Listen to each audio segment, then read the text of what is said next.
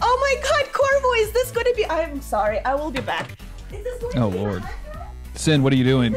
I'm only asking you because I know you'll listen to this later in the audio. Oh, God. I think the cat's knocked something over again. Just... Oh, Lord. What is this? What is happening This right is now? what all the podcasts sound like before they're edited.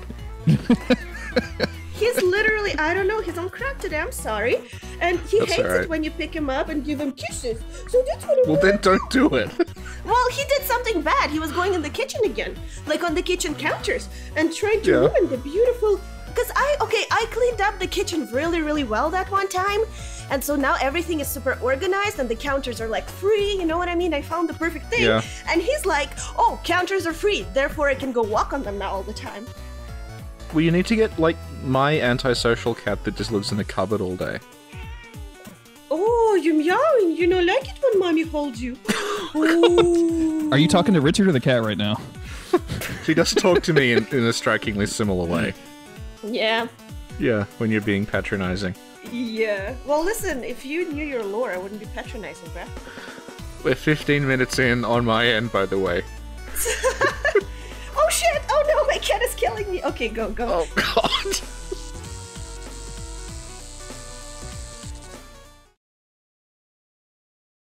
Okay, so I'm gonna go. I'm on the Twitter.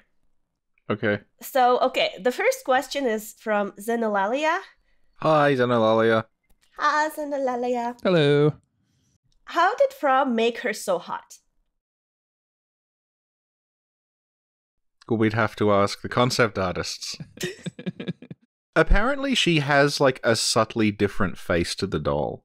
Like, they did change the doll's face to make Maria, because Neo Lucky was talking to me about it. Oh yeah, how so? She collects the, like, big Bloodborne resin statues. And she was saying, like, the problem with the Lady Maria statue, so either the Lady Maria statue or the doll statue, is that they both have the same face. And she was like, no, that face is actually subtly different on the model, but they didn't do that on the statues. Interesting. That is interesting. I wonder, I've always been kind of curious which came first in the development process, the doll or Lady Maria. Well, it's almost certainly the doll predates the Maria character that we know, but it's possible there was, like, another woman the doll was based on, possibly also called Maria, who was developed at the same time. Gotcha. Because, like, through all the data, I guess we're going to talk about data mining during this a fair bit, because I keep in contact with Lance and Sanadis K, and, like, they have, there's been, like, no evidence of a Maria character existing in all the stuff that's been dug up. Like, it looks like she was just made for the DLC. And we have a whole podcast on that. Yeah, we do, and I'm surprised that, I was expecting that to be, like, 25% dislikes, but people seem to like it. It's because people love you, Richard. They'll listen to anything you put out. So you should That's get on true. your videos. Those fools. Do you guys know what just happened? My boyfriend left, and then he came back with a McDonald's breakfast. How cute is Yay. that? Oh, thank you, my love. Extremely good boyfriend behavior right there. Oh my god, yeah, because he's deathly scared of me. Okay. Excuse me. I still have this, like, cough from when I was sick, like, 3 weeks ago. I've been trying to cough into the microphone to contaminate Richard. I hope it's been working. That's not the way any of that works. That doesn't. You're just contaminating your microphone. That poor microphone. It's like, kill me. Okay. Do you believe Maria was a good person? Of course she regretted her actions and threw the Rakuyo down the well, but I have my doubts. She certainly didn't stop to consider if what she was doing was right while she murdered innocents. At least so far as we know. What do you guys think? I think you could expand this question to say, is anybody in Bloodborne a good person? Right? Just, I mean, like, doesn't seem to be a lot of people that have above board motivations. Pretty much everybody in the game is like, yeah, I'm here for my own shit, and it's all evil or bloody, or I'm gonna, put on a weird cage hat and summon some elders, or, so, like, I have a hard time believing that anybody is quote unquote innocent in Bloodborne. Lady Maria specifically, like she has that kind of redemption story and like, oh, I'm gonna protect the dream or protect the secret or whatever. But that's definitely a redemptive arc, not, oh, I'm gonna do this out of the goodness of my heart. It's, oh, I felt so bad that I realized how bad I was. So the way she treats the patients is more like a redemption thing, I think. Because she's very, very kind to Adeline. We know that. Yeah. Like the way she gives her the key so she can go out and just smell the flowers. Like that will comfort her. And the other patients in the hall, they sometimes say, like, Lady Maria, come back, can you hold my hand? And things like that. Yeah. Whereas her guarding the nightmare, I don't know how redemptive that is, because she's like, that's more like, this is a secret I have to hide from everyone. Oh, you mean like her own secret? She's like... Yeah, she's hiding what happened. Yeah, she doesn't want anyone else to find out about what the church were doing. And I'm wondering if, like, the personality of the doll is like a reflection of how Maria would have acted in the research hall. So you're saying Maria is protecting the fishing hamlet to keep people from finding out what she did, rather than to protect the fishing hamlet? But the fishing hamlet's already screwed up. Like, she's guarding this... I know, but like symbolically or whatever. No, she's guarding the church's secret is what they did at the fishing hamlet, and she's guarding that. She's stopping you from discovering what happened. Yeah, that's interesting, because I thought that she was there to sort of protect the fishing hamlet. Like, obviously she can't protect it because what happened, but in a sense, like, she's not going to let anyone else in there in case they want to do something messed up again in the nightmare somehow. Look, as Simon is saying, like, she's guarding the secret. No, and she says, like, I know how the secret is beckoning you. Oh, right. Yeah. So it's interesting that you're thinking that her work with the patients is more redemptive, because I guess you're right. I always kind of figured like she was preventing that knowledge from spreading into the real world. But yeah, it's definitely the stuff with the patients is obviously better, but it also... Like, do you think that the patients are... Because when you get there, things aren't, like, great. Like, that's not a normal hospital. No. So she hasn't done, like, a super great job with the patients either. Maybe she's just incompetent. Maybe she's not, but it's not even clear what she's doing there. Yeah. Because she is there to guard the secret of what the church did.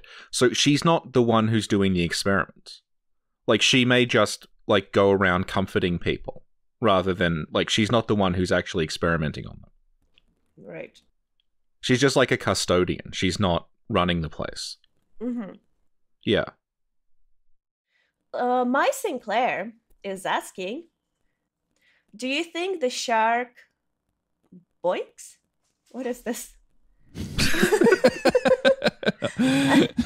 What is this? Oh, that's boy. Yeah. Oh. Shark boys. Yeah, boys. Like with an X. Oh, yeah, shark boys. Yeah. Okay. You think the shark boys just really loved the winter lantern singing, and they were hanging to the ceiling to avoid all the other fish folk in town from bothering them while they listened? And then had the hunter interrupted their peacetime? Can the fish boys get frenzied? Because no, I don't think they can. So yeah, then there'd be no danger of When I first went down the well and I heard the singing, I thought the reveal was going to be that the shark men were doing that singing. Like a whale song, and it was supposed to throw you off, yeah. And then I realized, no, there's actually just winter lanterns up on a cliff.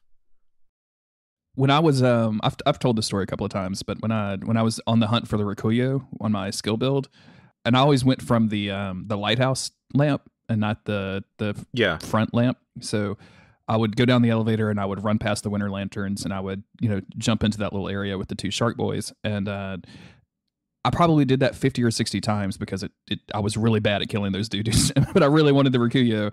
And out of those 50 or 60 times, only one time this happened, but it scared the hell out of me. A winter lantern followed me off the cliff. So I ran straight back to the back and to get over there so I could kind of have some room to maneuver. Turned around and the first shark boy was coming after me, and then I heard that weird singing noise and was like, oh shit, what excuse me. And then here comes a winter lantern. Yeah. Oh my god, I've never had that happen. It was terrifying. And also the one that's stuck to the ceiling, you just can't hit them. There's no way to snipe them down from that cliff because I tried. Yeah, there's no, they don't, it doesn't take any damage up there, which is kind of... Yeah, you just can't hit it at all. Yeah, so you can't cheese it like a casual. No, here's how you cheese them like a casual. You wait for the second one to drop, and then you use a shaman bone blade, and they just kill each other. Yeah. Snap! Okay, let me finish chewing this. Are you eating breakfast right now, Sin? Is that what's happening on this podcast? It's Richard. Are you eating breakfast, Sin? No. No, it's definitely not eating breakfast. What happened is my boyfriend brought Richard some breakfast, and the chewing here is actually Richard. That makes perfect sense. Yeah. This makes more sense than the lore that some people put out there. Time and space is convoluted in Sinclair's lore videos. Yeah, breakfast is convoluted, yo. So I talked to Cram a little bit about Maria and stuff, and he was wondering, like, is it possible that at some point during the storyline, Maria was more like Gurman's like illegitimate kid or something? In this, do you mean like in maybe during development is possible? Oh, in development, yeah. That there was an idea to make a story where it's like it's his kid or some sort of a, like, I guess The Last of Us type deal or whatever. I don't know. The thing that hangs over the whole Gurman Maria situation is that cord mentioning the Vile Bloods. Mm-hmm. So it does look a lot like whatever point the story was at, it was going to be that the cord in the workshop came from it was a child of someone from Canehurst, and they'd grabbed it when the church attacked Canehurst. Mm-hmm. And they brought it back to the workshop, and the doll was like there to care for the child, or like be a surrogate mother for the child. Mm-hmm. Like I brought it up in one, but I said she's like an inverse version of the wet nurse. Right. But in the Nightmare of Mensis, you have Murgo being guarded by that weird creature that we don't quite understand. And then presumably in the Hunter's dream, you would have the child being guarded by this like motherly sort of doll figure. Mm-hmm. Yeah. But I don't know, like, Gurman's, like, the relationship to Gurman, I don't know. Because the whole thing is, like, Gurman's relationship with the doll is so counter to what you're told about his relationship with Maria. Because he just acts like he doesn't want to be around her. He doesn't know who she is, almost. Yeah. She's just this odd presence. Mm-hmm. Which doesn't fit. Even if, like, oh, he's acting that way because he's freaked out that the doll came to life, he would still react differently if it was based on someone that he had a very strong relationship with. You know, it's never really, like, it's hard to square the two together. Mm-hmm. Cool. So there's a couple of things that are asked here that we're gonna touch on.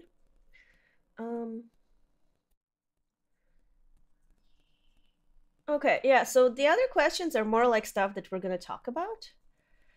So yeah, let's talk about Maria. Yay. Okay. Wait, were we not talking about Maria? Yeah, who were we talking about before? Come on, Sin, get with the program. God. Put down your breakfast and get with the lore program. Are we going to talk about the Simon thing that you keep bringing up? Yes, we will. Okay. Oh, most important question that I forgot to read. Wait, who wrote it? Good. You know it's going to be good. Where is it? Now, this was posted by Shook, who's my favorite person ever, starting since when he posted this question. Okay. Why did Ludwick kill Maria? It's a very good question. I think only Sinclair knows for sure. I have not heard that particular lore theory. That one sounds extremely interesting.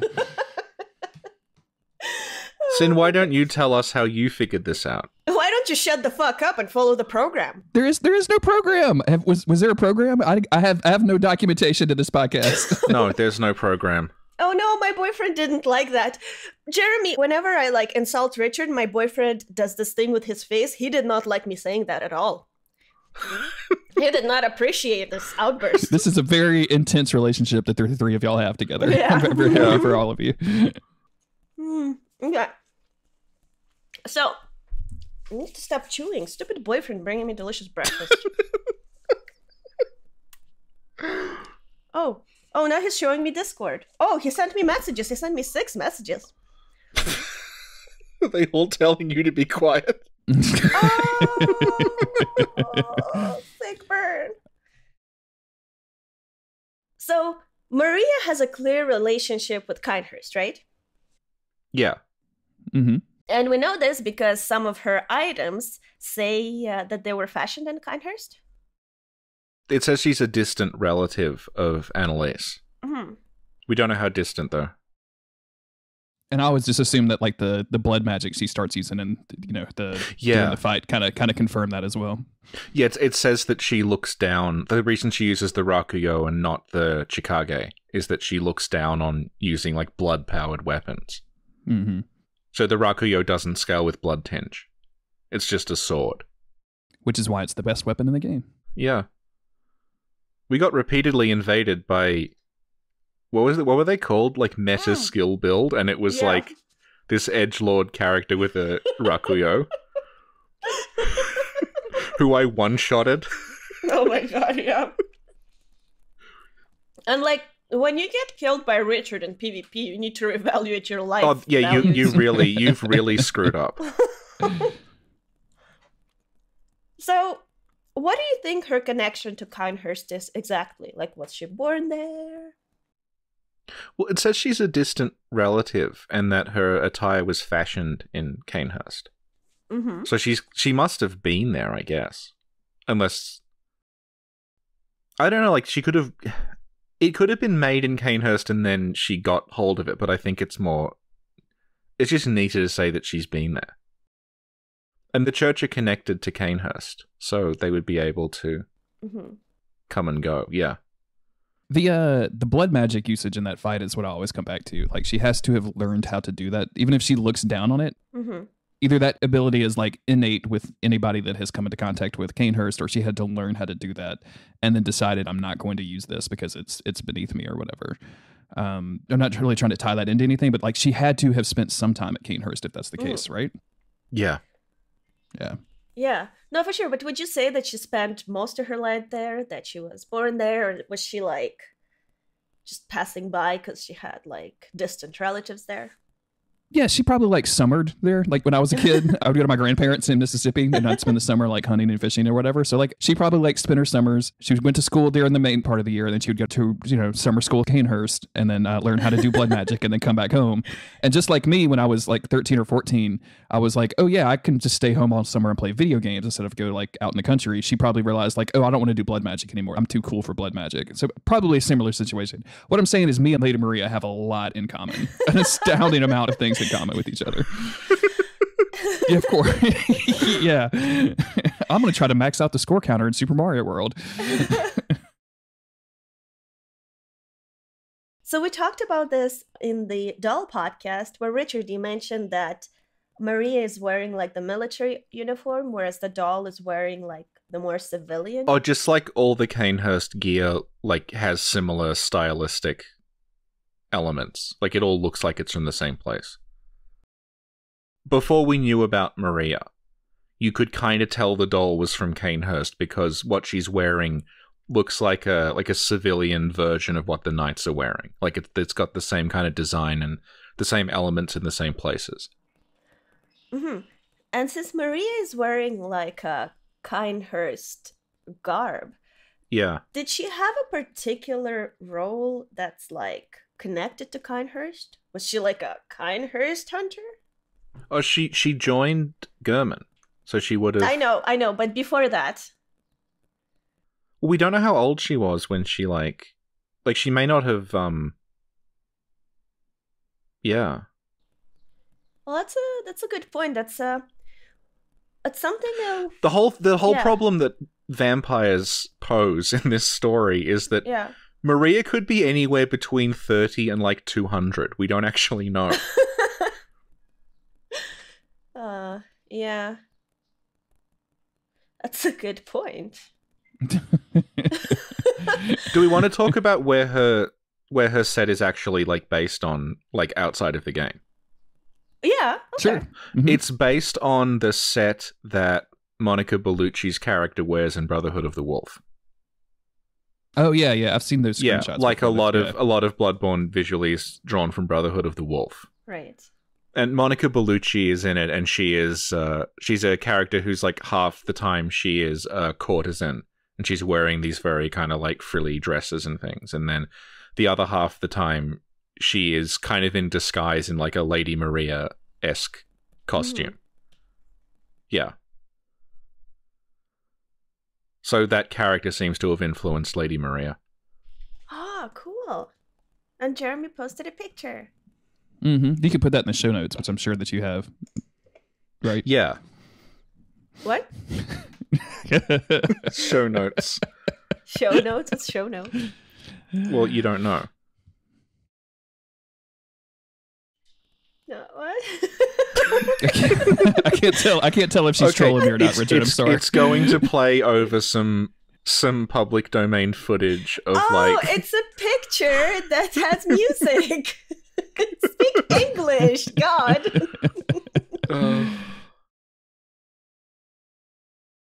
Okay, so let's talk about Byrgenwerth. Maria and Byrgenwerth.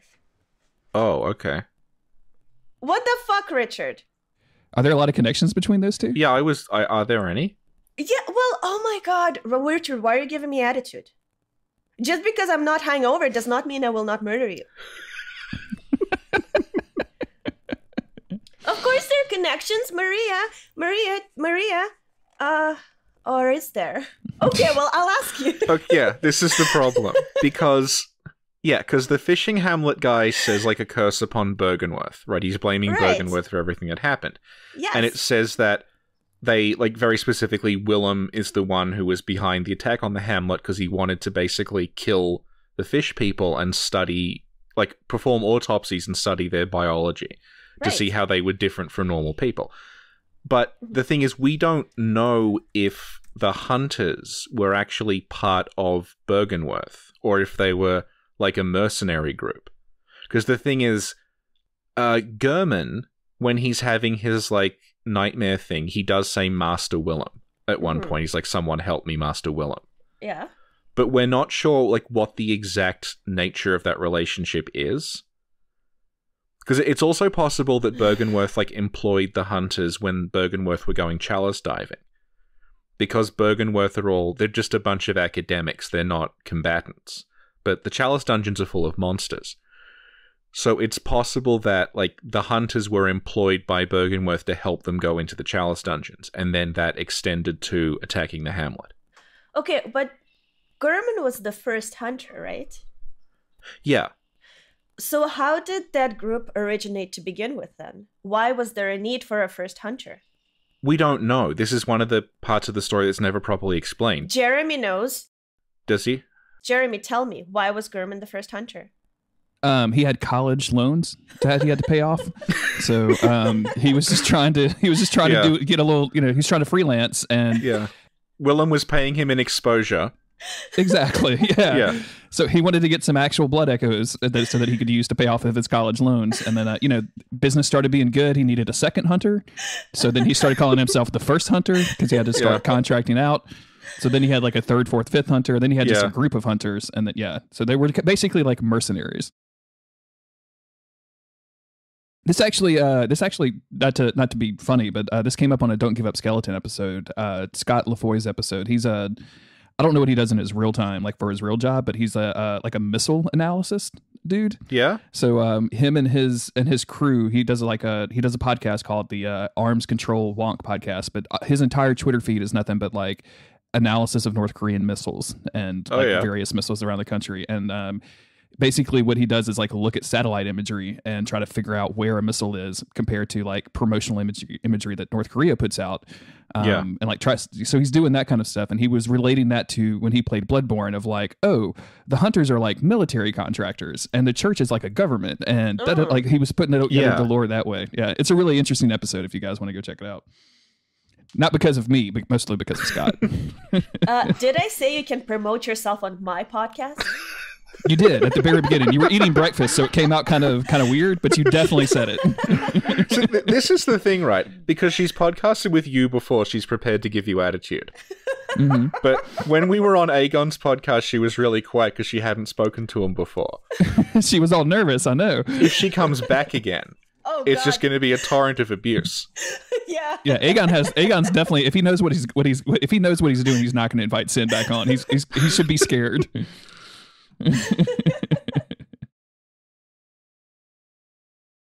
So basically, we don't know why Durman is the first hunter. Well, okay. The thing is, I've said the magic phrase. The thing is, which you say is my equivalent of the bass drop. The thing is, right? The knights in Cainhurst are talked about as though the Cainhurst royalty have been dealing with beasts for a really, really long time. Mm-hmm. So it's possible that like beasthood it's not always been a plague in Yharnam. It's been in other places, and Yharnam is just especially bad. So hunters may have existed prior to that to just put down like beast attacks. Yeah, well, that's what I was kind of trying to get at, I guess, where there must have been something going on in Cainhurst, and that's why there's like the Bloody Crow and Maria who wear like Cainhurst garbs and who are also hunters. So maybe Cainhurst had their own hunters that were trained, you know? Yeah, because if Cainhurst is descended from the Thumerians had a beast problem as well. Yeah. Yeah. And like there's that weird story that mentions Volta and the Constables, like they're chasing a beast around, and it's like in far in history. Mm-hmm. Not the distant past, but it's like it's around the time the Healing Church is set up. There's already stories about beasts. Yeah. Yeah. So like, is it possible that sort of like the whole hunter thing kind of happened naturally in different parts of like the Blood-Borne world because there were like plagues of the beast? Well, we think it might have, because the executioners, even though I find the whole story of them irritating, they're described as having their own workshop and their own hunters, and they come from somewhere else. Yeah. Yeah. And they have really sick heads. And have really sick heads. I have to ask why you find them irritating. I've never... oh, no, just because, like, it looks as though the original story with Cainhurst was just the church attacked Cainhurst. Ligarius was the king of Cainhurst. Then you go back and you fight Ligarius and get Annalise. And then for some inexplicable reason, they decided to change it. And now the church work with this weird third faction called the Executioners, who are never properly explained. And for some reason, Ligarius is their leader. And it makes the story way too complicated. In a way, like the original was quite neat, and I don't know why they did that. And that means they have to then go back and say, oh, well, that garb that the executioners wear, the reason that looks like what the Healing Church wears is that the Healing Church were copying what the executioners wore. Yeah. Rather than just saying, this is what the Healing Church's hunters wore. And I don't... And even like the executioner's rune it's like a riff on the communion rune. It's the three... They have the church are represented by the communion rune, which is the 3 dots, and then the executioners, they have the it's like a pyramid thing that looks like the 3 dots joined together, and it's like, well, they just look like they're part of the Healing Church, and I don't know why they decided that no, they're actually a third faction from somewhere else. It's just weird. Cool, thank you. I appreciate you answering that. That's all. So we don't know the exact relationship between Durman, the first hunter, and Byrgenwerth and Willem, but they were employed in some capacity. Yeah, they worked together. Yeah, they worked together. Okay. And they worked together closely enough for Durman to be on first name terms with Willem. Okay. And at some point, Maria starts working for Durman? She's his apprentice. So how does that happen? How does Maria become Durman's apprentice? Well, people have been able to go back and forth from Cainhurst for a while. So I'm guessing, like, he just encountered her at some point, and she was... maybe she was already a knight at Cainhurst, and he's like, do you want to be my apprentice? Leave Cainhurst and fight beasts with So he poached her? Maybe. Do you guys think that there's some sort of dating service that happened, like a hunter with all the vowels removed that they hooked up on? You know what I'm saying? Like HUNTR, Yeah. and they're just, we both hate blood magic. We both hate beast. Like, let's get together. Let's see what happens. No, Jeremy, that's ridiculous. Stay on topic, please.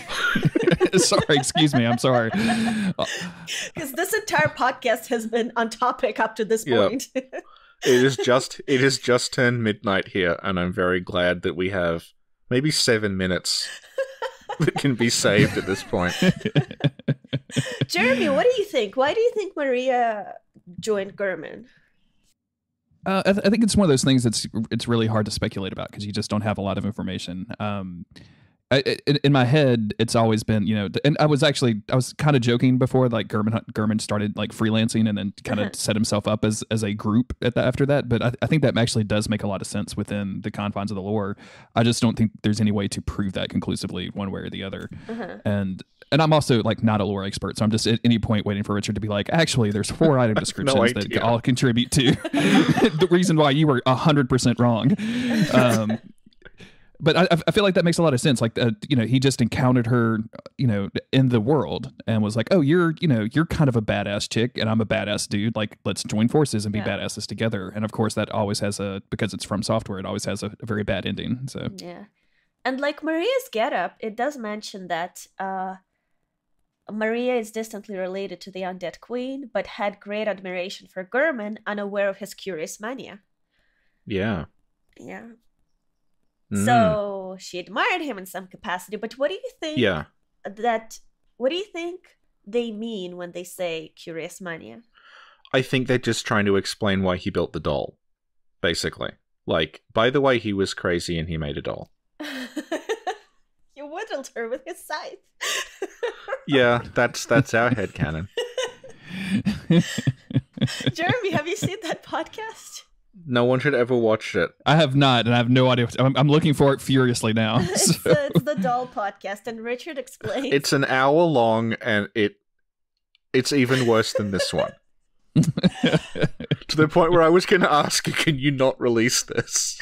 Oh my god, but it's awesome. It's awesome, though. And in it, Richard acts out what really happened in Byrgenwerth when Lawrence was leaving. As well as, like, how Durman explains to people why he has a life-size doll version of Maria in his house. Okay. Continue. The little slugs, they live underground, so they've seen a lot. Okay. Need to... Oh, okay. Where were we? Okay. So do you think Maria knew Willem? Presumably. If she was involved in the hamlet, she must have at least met him, I guess. Did she, though? Because if he was just sort of employing the hunters who were led by Durman, maybe she never even met him. Yeah, if he was the CEO and not in charge of hiring. Yeah. It could be definitely one of those things where she has heard about him, knows who he is, and he knows who she is, but they've never actually met in person. Well, definitely, like, Byrgenwerth seemed to be famous because the whole thing is the church copy the way Byrgenwerth dress. As this, like, pretentious affectation that, like, no, we're the new Byrgenwerth. Like, Alfred knows about Byrgenwerth, and the choir who, like, were born after the Healing Church, they all know about Byrgenwerth as well. Yeah. So it's like this, it's a well-known place, yeah. Mm-hmm. And we know for a fact that Willem knew Lawrence, and Lawrence left and started his own healing church, right? Yeah. So it seems like Durman also knew Lawrence. And... Yeah, because when Durman's having his nightmare, he calls out for Lawrence, then he calls out for Willem. Right. And notably does not call out for Maria. So she probably, like, I think she was invented for the DLC, honestly. Yeah. So when Lawrence left Willem and the whole Byrgenwerth school, it seems like he sort of took a few people with him. He probably did, yeah. Because the Healing Church is... like there's a lot of if you take the research hall as like that was the beginning of the healing church, there's a lot of people working there already. Yeah. So it was probably Lawrence and a bunch of other scholars and students left. And I think that's probably where Mikolash comes from as well. That he was like someone who looked up to Lawrence and he followed him to Yharnam. And I guess Gurman was one of those people, right? I guess? Like, he'd have to have. But again, like, it's difficult to know the relationship because he does seem to respect Lawrence and Willem at the same time. Mm-hmm. And I guess even if Maria didn't know Lawrence, she would still kind of follow the healing church if Gurman followed him, right? Yeah, maybe. But now you got me thinking. She probably did know Lawrence if she's like in the research hall. Mm-hmm. That's true. Because like Lawrence was like a doctor, scholar, researcher. He wasn't removed from all that. Yeah. Yeah, like that's why he transforms into a beast, because he's doing the same stuff. Like he's running the place and he's also taking an old blood. So Jeremy, how did Maria know Lawrence? They were both in high school yearbook together. Why do you're putting me on the spot with some lore with some lore questions? Because you come up with the best explanations. I just interview lore people. I don't ever come up with my own lore theories. My YouTube is nothing but me killing people. That's it. What happens is she asks me these questions and I say, I don't know. And she goes, that's not good enough. I have to come up with a better explanation. Yeah. I just have to keep coming up with new ones, and then one eventually makes it into the edit. Yeah, pretty much. Yeah, I don't know. It feels like the world of Yharnam is small enough that all of these people, if not directly knowing one another, could at least heard about one another, like through the Yharnam grapevine. A song sung by the Yharnam Bunch in 1967. So you should guys go look that up on YouTube. But yeah, that feels like everybody would at least know of one another because they're all moving in the same circles. Right. So that's interesting. So while she was associated or whatever with Bergenworth, she went off to kill a bunch of innocent people and carve out their eyes. And when she joined the healing church, she's like, I'm going to care for the patients. Yeah, that's what I meant about it being like a redemptive thing. Yeah. Yeah, that she's trying to atone for the horrible things she did by healing people. Or like comforting them. Why though? Because she's not able to actually save them. All she's able to do is comfort them. No, but I mean, why would she need to, like, she's probably been killing beasts for a while who are actually people. Then she went off to a hamlet, probably killed a bunch more people, and then all of a sudden she's like, yeah, I gotta atone. Well, I think it's kind of like Dura. The way that when you meet Dura, he's been to Old Yharnam and he's presumably killed a lot of beasts and burned the town down. Yeah. And then he comes to the realization that the things he was killing weren't monsters, they were just people who had changed. And he then sets himself up as, I'm going to defend Old Yharnam from now on. So Maria's probably a similar thing, where she went to this weird village, and it was full of these strange, like, half-human, half-fish things that worship a dead squid.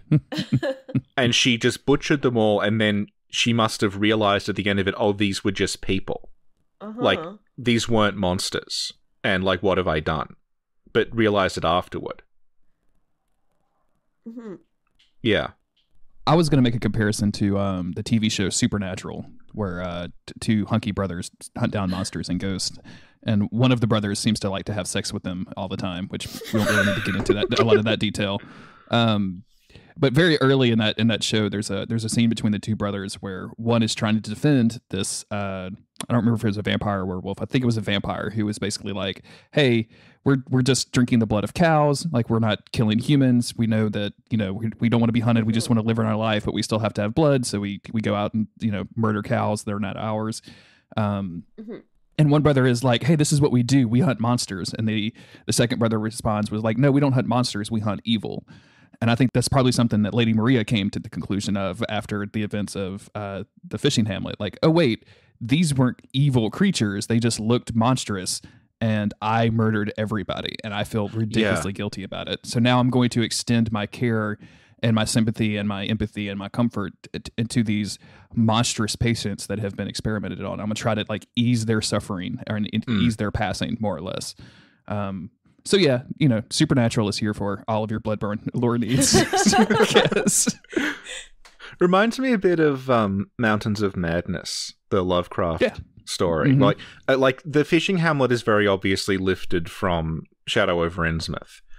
But in that one, like the fish people are killed at the end, and it's a good thing because their like miscegenation has stopped and they've been like sealed away.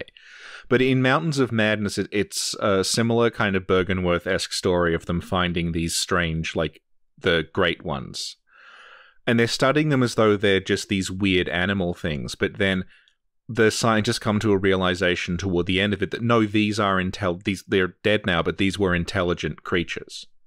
Like, and the guy repeats, like, they weren't monsters, they were men. Like, metaphorically, but yeah, realizing that this looks like a weird sea monster, but it's actually like a scientist like I am. Uh-huh. Yeah. So you know what? Lawrence could have been the one that actually told Maria that she was killing people. And then he's like, come to my church to atone. But it's more like, come to my church and make sure no one finds out that we killed everyone. Yeah. Come to my CIA black site and pretend it never happened and don't let anybody else find it is more accurate. Let's never talk about this again. Well, then she's not really atoning because she's not taking responsibility for what she did. She's like keeping it a secret. Yeah, that's exactly what she's doing. But that's like she's keeping it a secret, and then she's trying to deal with her guilt by saying, "I'm going to keep it a secret, but I'm going to comfort all the people who are suffering here to atone for that." That sounds very stressful. Well, yeah. Yeah, she's not necessarily doing the right thing here. She's just doing the not wrong thing. Like, she's trying to, you know what I'm saying? Like, she's not necessarily doing like what a hero would do, like what like the best person ever would do. But she's just trying to figure out her way and try to like relieve her own guilt in whatever way she can without sacrificing what she's probably somehow obligated herself to do. Another thing that it shows up in the, like, 'cause obviously, I guess we'll get into this more later, but Maria was a fully functional NPC to begin with, and they just dummied it out. One of the things that the NPC version of Maria says is, like, leave this place and honor Gurman's wishes by leaving. So it could even be that she is doing that because Gurman told her to. Uh-huh. In the same way that Gurman is in the Hunter's Dream because Lawrence told him to. Mm-hmm. So she may even think it's the wrong thing to do, but she's bound to, like, honor what Gurman said. Right. Right. This is the whole issue with, like, talking about who Maria was, because there's the Maria we meet in the game who is not much of a presence, and then there is suddenly this, it turns out there was a lot more to Maria that was excised, and it wasn't excised in a way that says, like, oh, this didn't happen. It's excised in a way that's just, we just cut it out basically to help with the pacing almost of this sequence, to make it go faster. Yeah. But, so it's like, well, do we say that, like, maybe that is her motivation? Because it's still in the game, and it doesn't contradict anything that we're told. Uh-huh. Yeah. Right. When we finally find Maria, she's, like, sitting in a chair, and, like, there's some wine or whatever next to her, and she's dead. Yeah. Jeremy. Oh, no. How do you think that happened? That's a good question, because she's sitting there in a chair, which implies that it wasn't from a violent end. So you're left with either she somehow took her own life, and there's not really, as far as I know, there's not really a lot of evidence to support that, or she just literally just like stayed there until she died. You know what I'm saying? Like she succumbed to whatever illness or lack of energy, or just like, okay, I can't do it anymore. I don't know. So I guess I don't really know. Like I kind of like the idea of her just sitting there until she died, much like our skeleton friend does outside of the. Oh yeah, that's true. It just who's waiting for the password, who just sits there until he like. There's a lot of evidence in Bloodborne about people sitting in chairs until they die. So maybe she just did that. You know, it's interesting when you said that. I just thought of something. You know, there is like the wine thing, whatever, a cup. What do you call it? It's not a cup. A Goblet. A goblet. Goblet. Yeah. Yeah. Next to her. What if she like drank poison or something? And then The died? thing is, though, Yeah. she's bleeding out when you meet her. There's like blood running down her throat to her, like down her arm, and it's pooling on the floor. So it looks like she died from that wound. That's true. Yeah. So, like, when we first saw it, we assumed that it was suicide and she'd cut her throat. Mm-hmm. Yeah. And why do you think she would do that? Because she's clearly racked with guilt about everything that's gone on. And she may have just, like... There's a thing in the Hunter's Nightmare that, like, people are trapped there. Mm-hmm. And when they die, it's like you're freeing them. So she may have attempted suicide as a means of freeing herself from the Hunter's Nightmare or something. But wait. Do you think she killed herself in the Hunter's Nightmare or in real world? I have no idea, because the problem is the old Hunter bone. You get told that that's from Gurman's apprentice, who is presumably Maria. So that's Maria's bone, and it's on a grave in the old workshop. Mm-hmm. Which is also the grave that the doll prays to. Right. So it seems like, is that her grave? Or, like, I don't know. So it's possible that in the real world she died any way possible. But in the nightmare, she's trapped, like you're saying, and she's trying to escape by cutting her own throat. Yeah, because, like, you know Yamamura, the guy in the cell who repeats that poem about Right. Proud Hunter of the Church. Right. Yeah. You can only summon him if he dies in the nightmare. And, like, you can only summon Henrik if Henrik dies in Yharnam. Huh. And, like, you can summon Volta in his Beast Eater form if Volta dies. So the idea is, like, when they die, they're being freed, in a sense. Mm-hmm. So I think the idea, like, maybe Maria, she dies to try freeing herself from the Hunter's Nightmare, because she's just trapped there. But I guess she's doomed to stay there until, like, to stop people from reaching the secret of the hamlet. Mm-hmm. And the Orphan of Kos as well. Like, the reason why you go and you murder the Orphan of Kos and everyone is suddenly happy with you is that, like, what you've done there is you've let the Orphan of Kos pass on. You haven't actually just gone and murdered the child. The child's already dead. And by defeating that strange beast, like, you've let the orphan go. That's why you get that poem about, like, the child of Kos's return to the ocean. That's Right. the idea, is like he's free now. Yeah. Is it kind of like Murgo? Yeah, I think that's what's going. That's why Yharnam bows to you when you beat the wet nurse, because it's like, oh, Murgo is free now. Mm-hmm. Great. Yeah. Do you have any comments, Jeremy? I was just playing God of War. I'm sorry, what were we talking about? No, when it, I agree with just about everything Richard says, because he's smarter than me, and because I haven't done as deep of a dive into the research that he has. But I really like all of those ideas. Like, I think that's the. I don't know about you guys, but I end up with when it comes to lore, I end up finding ideas that I like more than ideas that are necessarily canon or can't be supported, Yeah. and then I just run with those. Especially when we start getting to the kind of fringes of Souls lore and Bloodborne specifically. Like, there's really no way you can. On some questions are just not going to be answered, so you might as well just find the stuff that you like and dig it. And yeah, It's especially true in this case, because we now know why Maria has a model where there is blood dripping out of her throat and down her arm. We know why that's there. And, like, good luck reconciling the reason that thing exists with what was shown in the actual game, because it makes no sense. Well, you know what? Since we're on the topic, let's talk about the cut content. You have mentioned in the past that the DLC was originally 2 DLCs. And part or all of it was meant to take place in the real world? Okay, this is based on interviews and based on, like, talking with Lance McDonald, who's doing all the hacking. The DLCs were, one was the research hall, and the other was the prison area plus the fishing hamlet. And they were going to be 2 separate DLCs, but it's possible that they were going to connect to each other, like it was going to go research hall, then prison fishing hamlet, because it looks like there is like event code in there that dates from when the Research Hall DLC was its own DLC that mentions you using the dial you get from Maria to do something to the clock face. So it looks like at least the Research Hall and the prison were going to be in the waking world. We don't know about the fishing hamlet. And the whole Hunter's Nightmare concept was the last thing they did to tie the two DLCs together by saying these take place in a nightmare world. So that's why basically the Hunter's Nightmare looks like it's just made of Yharnam assets. Right. There's very little that's like truly original there. It's like buildings from Yharnam, maps from Yharnam, river of blood through the middle of it. It's got the rocks from the Nightmare Frontier. It's got Bloodlicker enemies.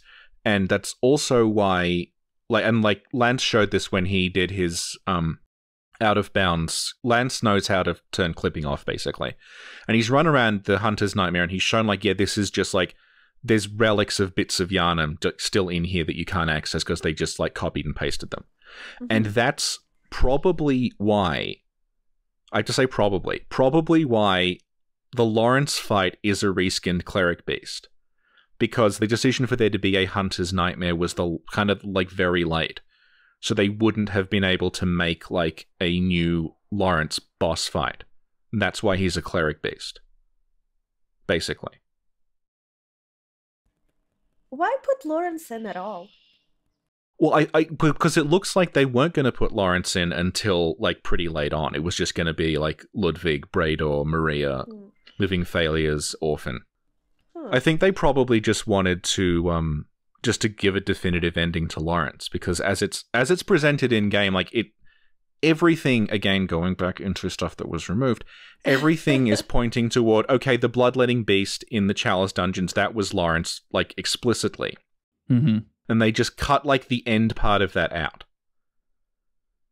So he doesn't have a definitive ending, but it looks like, okay, we'll just do it this way that gives Lawrence a definitive ending, basically.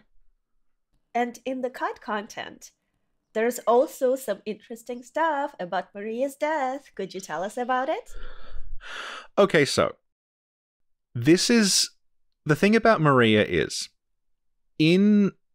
we don't know at what point they did this, but basically you would meet her, she would be alive.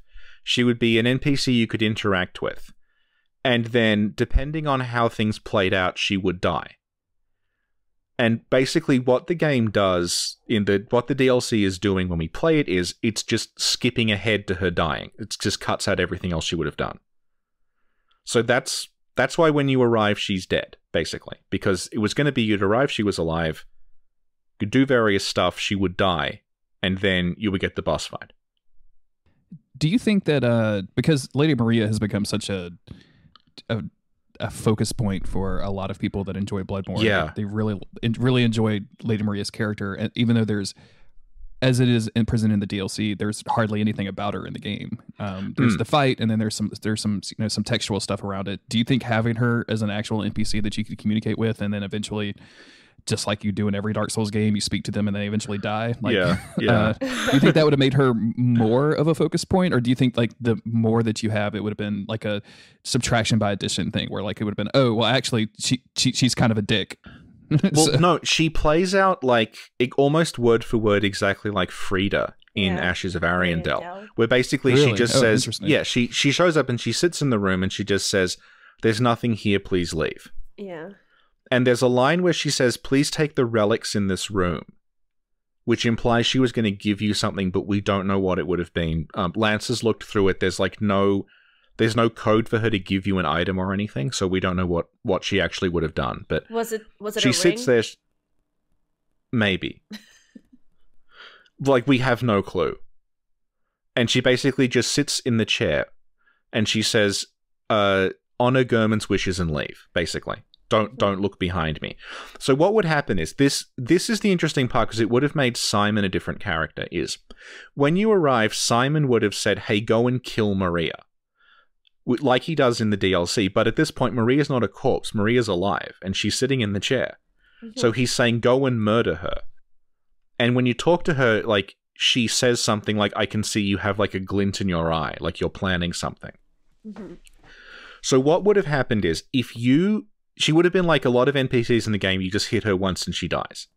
Mm-hmm. If you hit her once, she would die, and then she would go into the corpse mode that she's in the game. And then, like, you would touch her and the fight would play out the same way, with a corpse should be left well alone, etc. If you just left the room, when you reloaded, Simon would be gone and Maria would be dead. The implication being that Simon murdered her, because he's so desperate to get to the hamlet that he kills her instead of you. Mm-hmm. And then, but of course, she would still be in the chair. You'd still touch her to get the dial, and you'd still fight her. And she has 2 different corpse models depending on who kills her. So that's why when you go in there, she has the wound on her neck and the blood dripping down, because that was supposed to be, she was, like, her throat was cut very recently. But excising that means, it's like, well, why is she bleeding? I guess it must have been suicide. I don't know.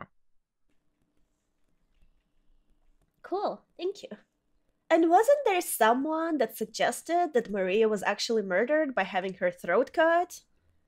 Yeah, I think that was you, but you suggested it was Ludwick. It makes more sense if it's Ludwick, because we don't know about him before he became famous. Yeah, it makes more sense if it was a horse the size of a car that did it. No, I was thinking real world Ludwick. Okay. Yeah. Not the horse trying to come in the room, like, all inconspicuously being like, "Don't worry, Maria, I'm not here to do anything sketchy." He's not fitting through the door, so she's like, "Ludwick, stop it, leave." Okay, thank you. Jeremy, do you have any thoughts? Anything to add? I have 0 thoughts. To defend myself a little bit, I've been seeing some of the cut content stuff, but there's been so much of it, and I haven't really done a real deep dive yet, just because there's a whole lot of it out there, and I just haven't had the time. No, yet, Lance and San are going into overdrive. Like, yeah, it's crazy. Those dudes are just putting out stuff just left and right. I've been writing it up for the Bloodborne wiki, so if you go there, you can get an overview of all the cut stuff with images and animated GIFs and stuff that show how it would have worked. Yeah. I use a lot of, like, the Bloodborne wiki screenshots in my videos. It's really, like, it's really cool, and it's really neat, and it's really pretty. Yeah, it's so nice. Yeah. By the way, Jeremy. Yes. Did you know that Sana DSK is a fetus? Oh, I mean, yeah, I spent about an hour interviewing that guy, so of course him being a fetus came up. That's usually the first question I'd ask on Don't Give Up Skeleton, to kind of get everybody comfortable. Is you ain't a fetus? That's question number 1. How adorable is that? It's like, oh, you're so big, you know how to use computer. Aww. Well, Lance started hacking Silent Hill when he was like 14. He was telling me. Oh my god, that is adorable. It's insanity. Like when he was like little teenage Lance had his DOS laptop hooked up to his PlayStation 1 and was like editing events in Silent Hill, and I'm like, oh, bless you. That's so great. That's so great. That is the cutest thing in the world. Now this shit is going on Patreon. Fetus talk. Yeah, Sin has an interesting Patreon structure where all her good, useful, on-topic content is free on the channel. And then all this crap that's just unlistenable garbage goes on Patreon, and you have to pay extra for it. And it's like, the more you pay, the worse it gets. Yeah, there's like you have a $20 tier that is just you yelling at me. Pretty much. Yeah, it's like, can you sustain an entire business model based on irony? And apparently, it's not working terribly. You have like one $20 patron at this point who is just desperate to hear you yell at me and call me a piece of shit constantly. And what we just realized is it's Richard's mom is the $20 patron. Sorry, Richard. Right. I came onto this podcast determined not to drag you. I was going to just try to drag Sin in your defense, contagious. But I couldn't resist the your mom joke. I'm sorry. It's my one weakness. Now this is going on the $20 patron. Oh god. Hi, Mrs. Pilbeam.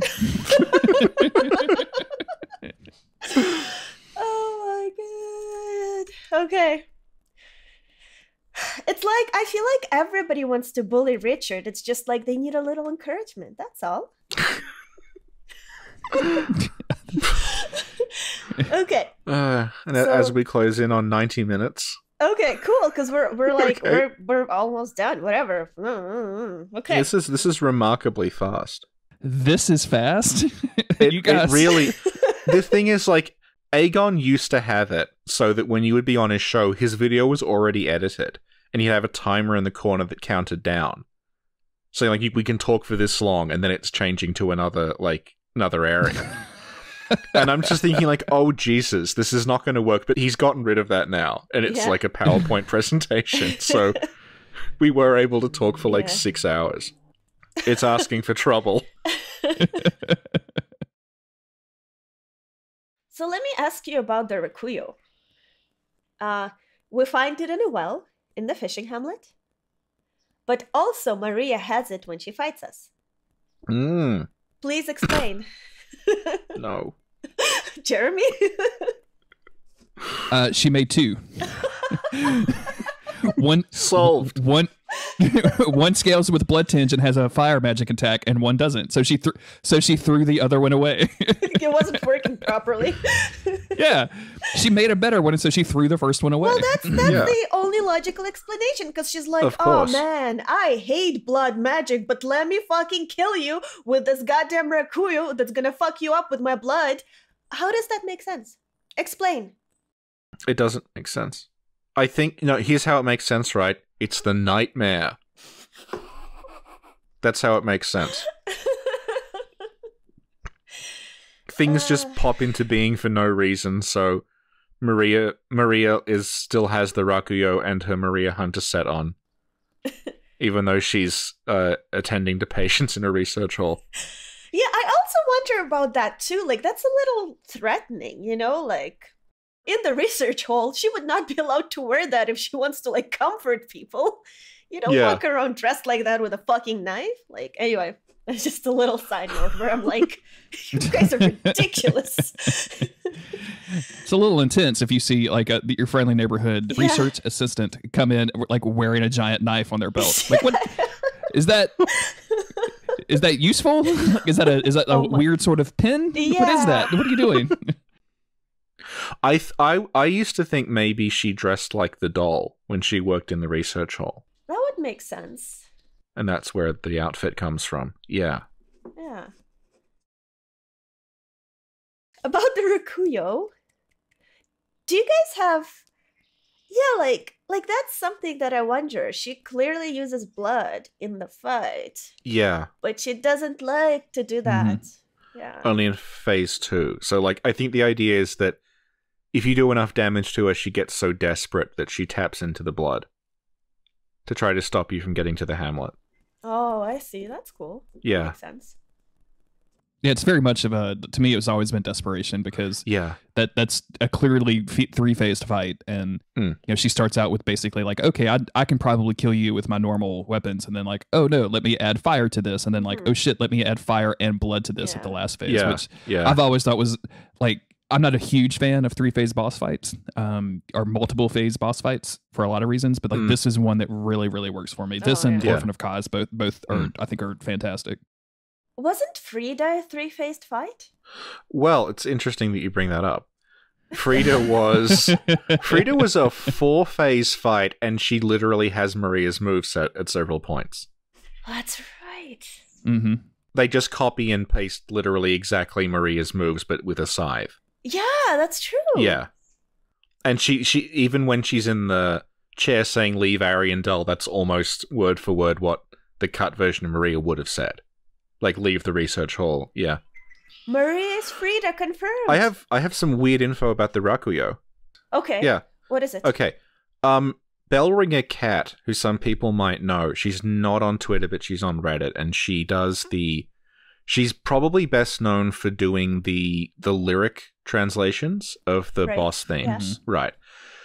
She's Italian, and she was saying that in the Italian version of the game, like in the unpatched version, the Chikage is called the Rakuyo. And she's not sure if that's because they knew ahead of time there was going to be a sword called the Rakuyo and got mixed up, or if the Chikage was originally called the Rakuyo, and they just didn't get the message in time. Huh, interesting. Yeah. Sin, am I allowed to do a little self-promo right now? I just want to make sure I'll ask first this time. Did you bring snacks, though? I brought snacks, but Bellrigher Cat was on episode 85 of Don't Give Up Skeleton, if you guys want to go listen to her. It was a really good episode. She brings up some crazy lore theories, and she has some interesting opinions about Gurman and Lady Maria, which we talked about that on that podcast. She has a lot of opinions about that. She also was recently on a Lovecraft podcast that I don't have the URL of, but I guess we can link to that. Yeah, we'll link to that. Yeah. Jeremy, what episode was I on? One something? I have no idea. I see how, like, other people, you're like, oh, this person was on this episode, this person was on that episode. Oh, no. I literally just Googled that as Richard was talking. That's the only reason I knew that. Yeah. You were on episode 105. Oh, snap. What about Richard? And I know I was on episode 68, because it was the one before episode 69. Nice. True. Which was about Lady Maria, largely. Oh my god. That cannot be because you got a bunch of coincidence. Maria fangirls on to talk about her. Yeah, we got that. 4 extremely gay women to get on and talk about how much they love Lady Maria. Yeah. I'm sorry, Sin. Please get us back on track. Okay. You find her Rakuyo in a well. Yes. Now, did this happen in real life where she threw out her Rakuyo? It says that she threw it in the well, like explicitly on the description. Okay, but let me finish my question, Richard. Okay. Did she throw it into the well in real life or in the nightmare? Well, see? Oh. I think she's been to the... Okay, I'm pretty sure she's been to the version that we are in. Because there is a single lumen flower on a gravestone that is directly above where Koz's corpse is. I think Maria probably left that because she's in the lumen flower garden. So presumably, like, she stepped through the dial herself with one of those flowers and put it there. Mm-hmm. And that might have been when she threw the Rakuyo away. Uh-huh. Jeremy? Agreed.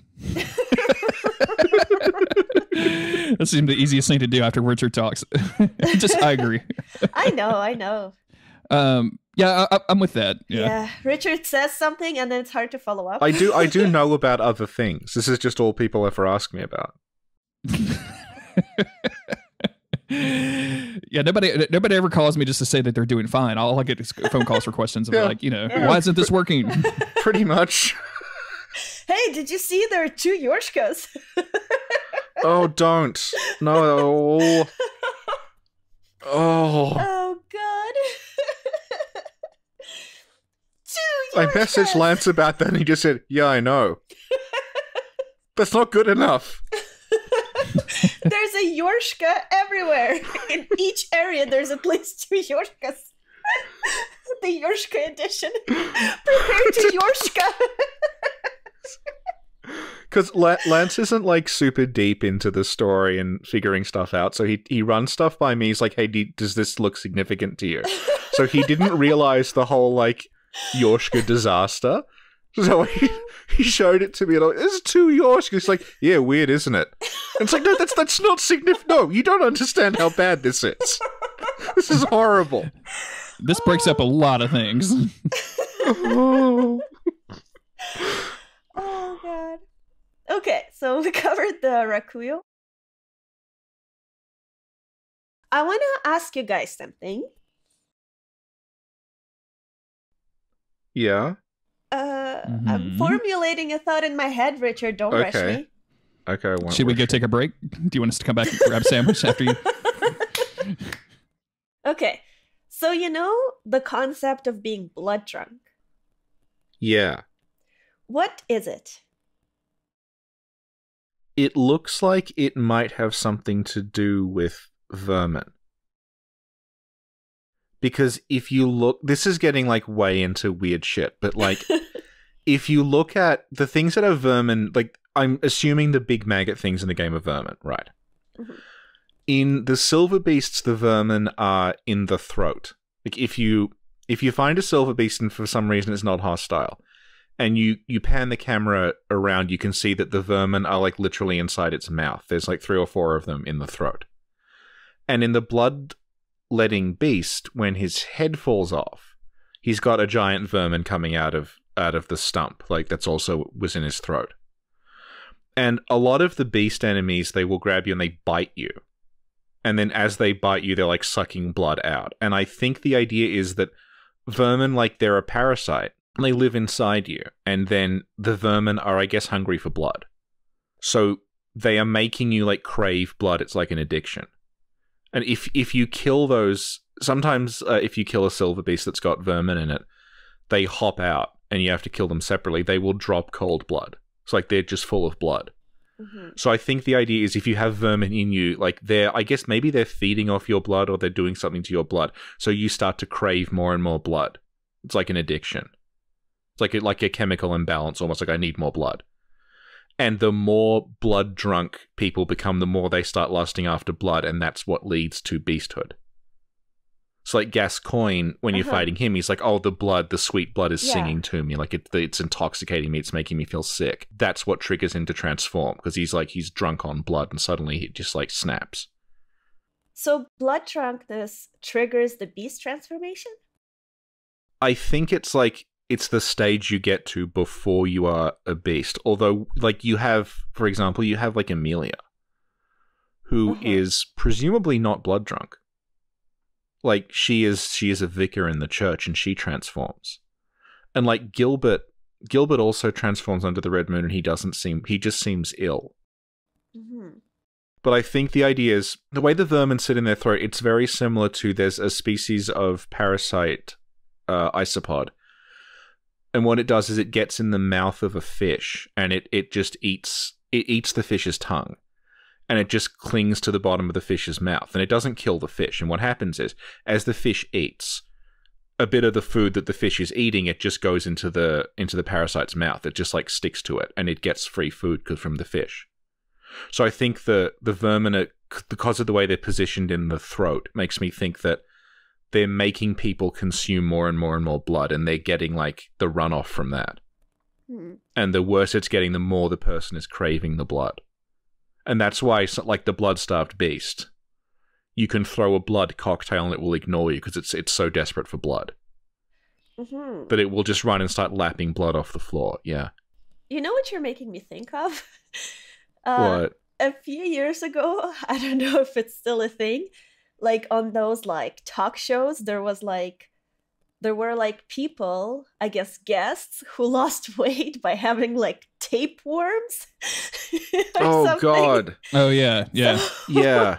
What you're saying makes me think of that, like a blood tapeworm. I think it's it's a mirror of the phantasms, because it looks like a brain sucker is someone who's like the phantasms are taking over, so they need more insight. So they're running around sucking insight out of people. So I think like being blood drunk means you are like you need more and more and more. Like actually the guys in the nightmare, I think it is just the ones in the Hunter's Nightmare. They will actually scream more blood as they're chasing you. So like they're not even like, we're hunters of yarn and we're getting rid of the outsiders. They're just like screaming like, we need more blood, like yours will do. It's interesting because like I'm not sure what the blood drunk thing is, but I sort of have a visual of like Gascoigne, you know, in his cutscene, or for example Eileen when she's like, all hunters must die. But it's interesting what you're saying. Well, Eileen actually yells like, a hunter's blood for me. Like she wants your blood as well. Yeah. So I'm guessing it's to do with vermin making you want, like, crave more blood. Yeah. Jeremy, what do you think? I have a pretty different perspective on this that I'd like to you guys. I'm going to link a YouTube video in the chat. Yeah. And I just want you guys to picture like if these are two characters in Bloodborne that are just and one of the lyrics to the song before I posted is we woke up on the floor wondering how the hell this shit happened. And I feel like that's the best way that can express the drunken blood. Beyonce is known to be a very prolific lore hunter. That's true. Is she? Yeah, she loves the Souls game. She's always talking about them. Yeah, every interview, man. Miyazaki this, Miyazaki that. I guess I need to get her on Don't Give Up Skeletons somehow. Do you guys have I'm sure she'd do it. an email address or something? She doesn't seem like she's that busy recently, so you just have to ask her.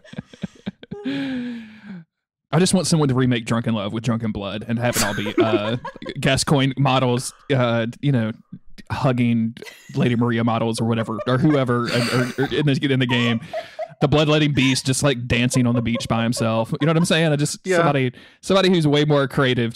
Yeah, I'm sure. Someone who's way more we creative can and like modify than I am. Miku Miku dance to do it. It's not beyond us. Yes, perfect. Yeah. Get on that. Hey, YouTube. Jeremy here. I have a new assignment for you. YouTube, go make this happen for me. Oh my god.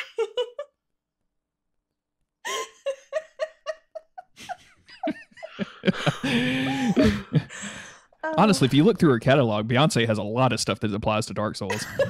Yeah. It's going to be like Dark Side of the Moon syncing up with Wizard of Oz. Oh yeah, absolutely. Yeah. We'll find that like the opening of Dark Souls 2 syncs up with Lemonade or something. I got a Lloyd's Talisman in my bag. Swag. Yep. Well, that took a turn. I want you to know, while this is happening outside of my window, I'm watching a man try to chase horses into like a thing, and it's extremely not going well. Like, I don't know what they're doing, but they're doing it very badly. Oh my god. He just threw his hands up in exasperation and went and got on his like four-wheeler and has driven away. So I guess the horse wins. So. Okay. Are there any more questions about Lady Maria, or can we keep talking about Beyonce? Well, we're talking about blood drunkenness, so... Okay. I don't even know. Jeremy, what's your take on blood drunkenness other than Beyonce? I mean, I thought that was a pretty good take. Like, I got a lot of laughs. Like, I need to have a sequel. You really got to make me Dark Souls 2 this? Oh, Come on.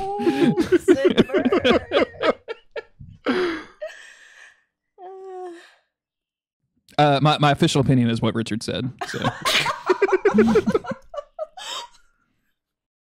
I'm just going to look up what blood drunk is called in Japanese. So we're just coming on to hour 2 of this presumably 15-minute episode. No. Okay, wait, did you find... Yeah, I looked at it, it just looks like... the reason I was looking it up is because the Japanese... Like, the English script, when it talks about blood dregs, it says that hunters are... It uses quotation marks and it calls them echo fiends. And that was really weird phrasing, and I looked that up, and it meant, like... The Japanese was, like, addicted to echoes. So I think, like, fiend meant, like, like a dope fiend. Like, someone who is, like, it meant someone who is addicted and it was going for fiend. So I looked at, like, to see if it was the same word for blood drunk, but it's not. So in Japanese, what is blood drunk then? It just looks like it's literally, like, blood, like, drunk on blood. Like, you are, like, almost like an alcoholic. Okay, so this information is irrelevant. Absolutely irrelevant. God damn it. This is why the podcast's going for 3 hours, Jeremy. Like, every time there's a guest on, you just constantly like CCC. Yeah. Trying to turn the guest against me the whole time. So this is the last topic, you guys. Let's talk about Maria and the doll. And what? The doll. Say that again. The doll, damn it! Maria and the doll. Oh, no. Yes! I see a lot of sound waves where it sounds like I'm getting irate. This is where I read my fan fiction about the two of them. Is that okay? That's fine. That's this topic. Yeah. Go ahead. Man, y'all really called my bluff there. I am scrambling to find. Nothing is off limits. This is not live. Oh man. We hit on this earlier, Richard, and you said that the doll was definitely there before Maria was, right? Yeah, the doll dates back, like looking at all the alpha builds and shit, the doll is one of the earliest things that we have. She predates the term hunter, she predates the hunter's dream idea, she predates a lot of things.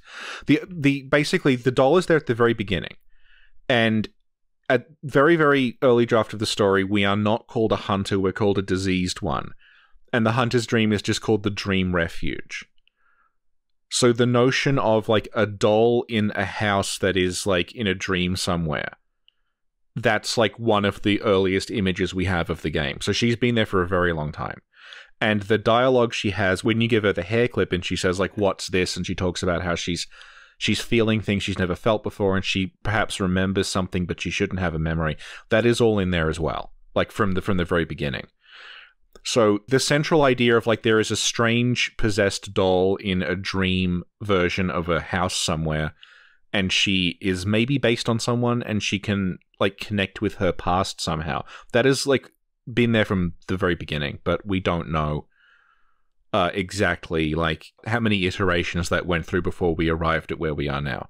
Yeah, and we have a whole podcast where we talk about the doll before the DLC. Yeah. And Richard also has, like, a video on his YouTube. Yeah, that predates the DLC. Yeah. Yeah. Mm-hmm. So right now I'd like us to talk about the doll in relation to Maria. Yeah. Well, when you defeat Maria, the doll says that she feels liberated. And that's all. No. That there's more. Well, they're clearly connected in some way. So in what way are they connected? I don't know. Oh my god, Jeremy, could you help this noob out? They both boned Gurman, maybe? I don't know. They're Eskimo sisters, is what I'm saying. What's an Eskimo sister? Eskimo brother is like a slang term for two guys that have had sex with the same woman. So I was just going Eskimo sisters, like they've had sex with the same dude. Jeremy, this is a Christian podcast. Oh, my bad. I'm sorry. Then let me go back and delete all of my audio because that's it. for real, I've never really understood that connection. Like, obviously, the theory that I always heard after the DLC came out was that Gurman made the doll as some sort of weird obsession with Maria. Like, he was so obsessed with his apprentice that he had to have some sort of robotic replacement copy of her, replacement of her. But, with the doll being there, with the idea of this doll being there way before the DLC came along, and with the knowledge that, Maria wasn't really an idea until they started developing the DLC, that doesn't make a lot of sense to me.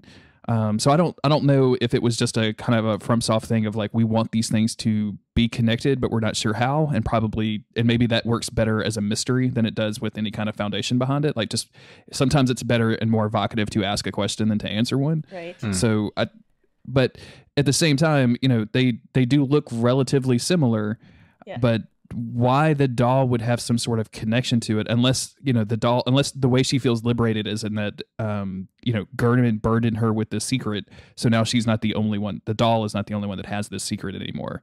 She, somebody else does, and that could be that connection is through the hunter itself.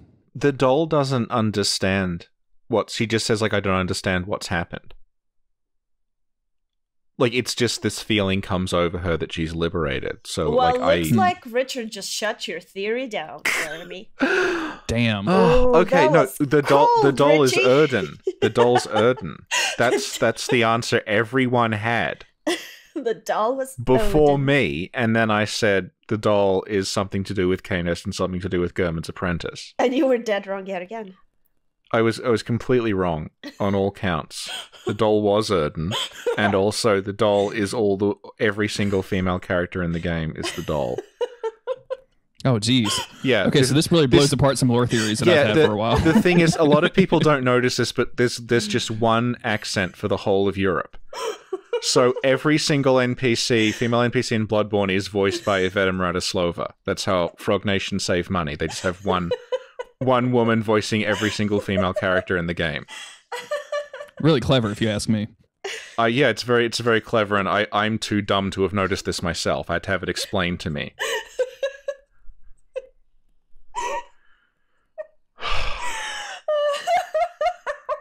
This is why Vati makes messaging him a Patreon goal. Oh god.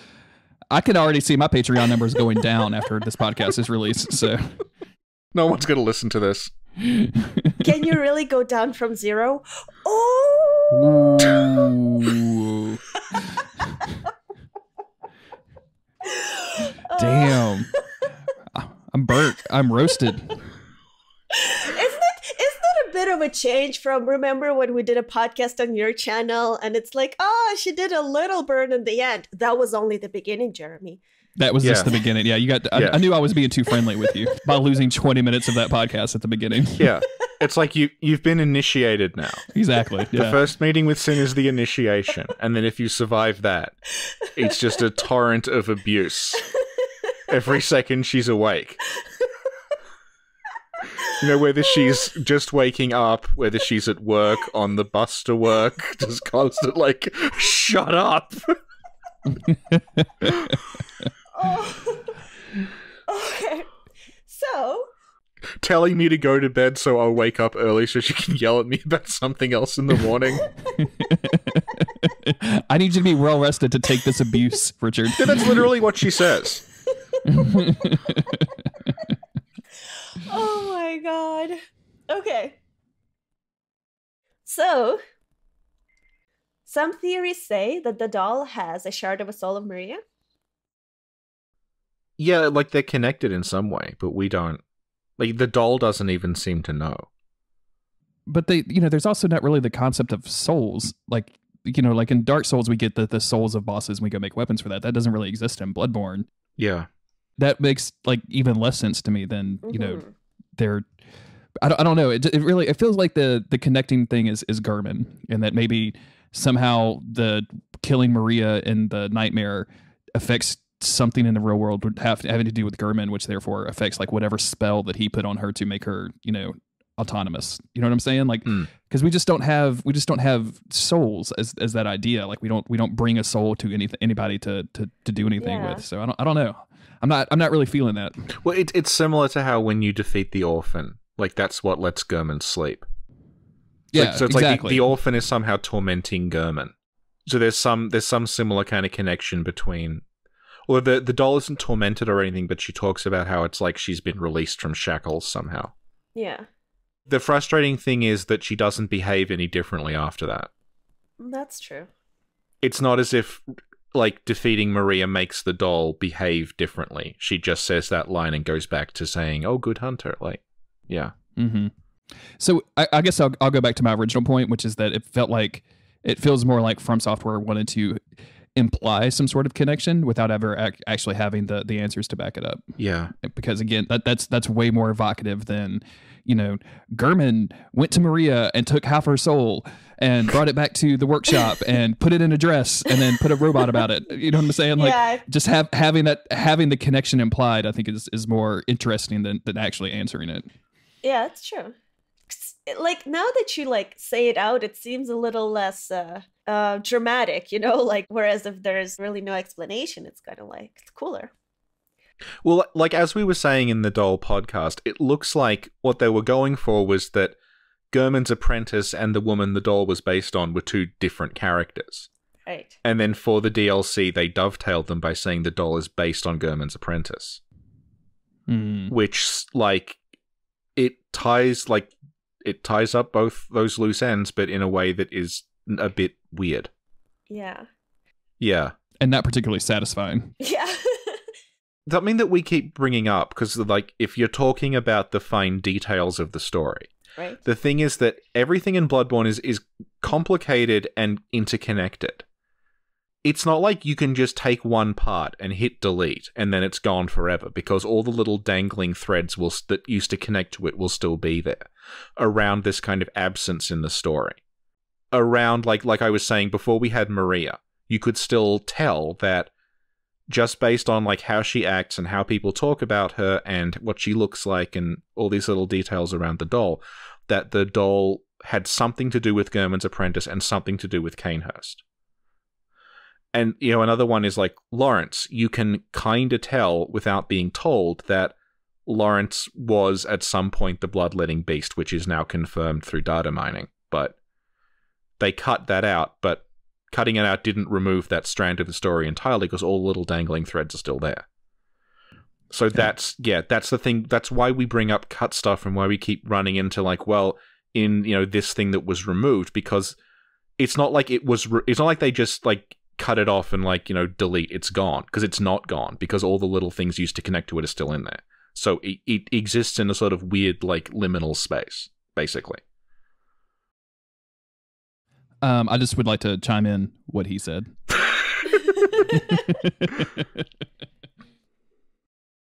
Okay, let's pretend like that this whole Maria doll thing was planned all along.